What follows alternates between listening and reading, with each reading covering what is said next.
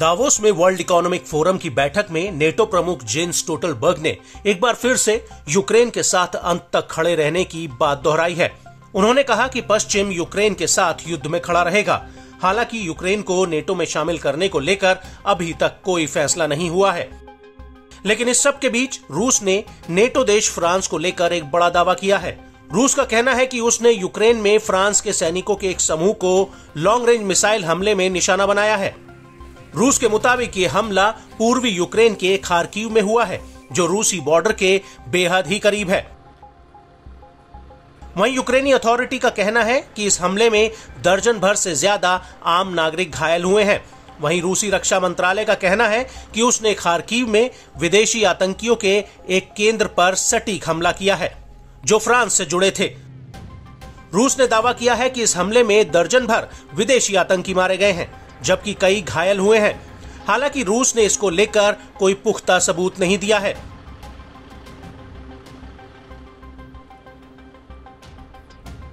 रूसी रक्षा मंत्रालय ने अपने बयान में कहा कि 16 जनवरी की शाम को रूस के सशस्त्र बलों ने खार्किव शहर में विदेशी आतंकियों के अस्थायी तैनाती बिंदु पर एक सटीक हमला किया, जिनमें से मुख्य फ्रांसीसी भाड़े के सैनिक थे।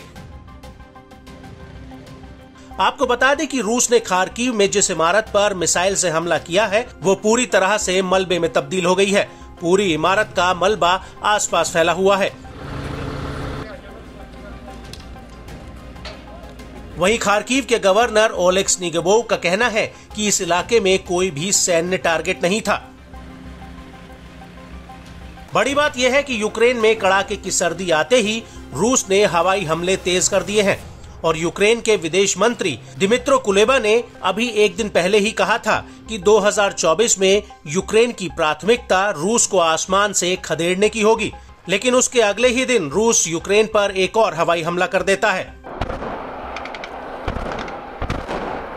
2024, of course, the priority is to throw Russia from the skies, because the one who controls the skies will define when and how the war will end.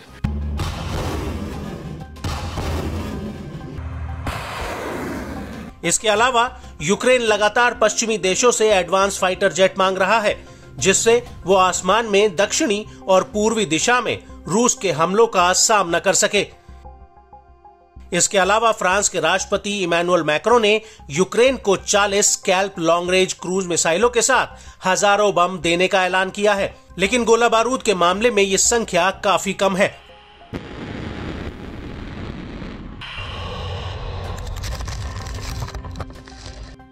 Nous allons procéder à des livraisons nouvelles, une quarantaine de missiles Scalp et plusieurs centaines de bombes, attendues par nos amis ukrainiens.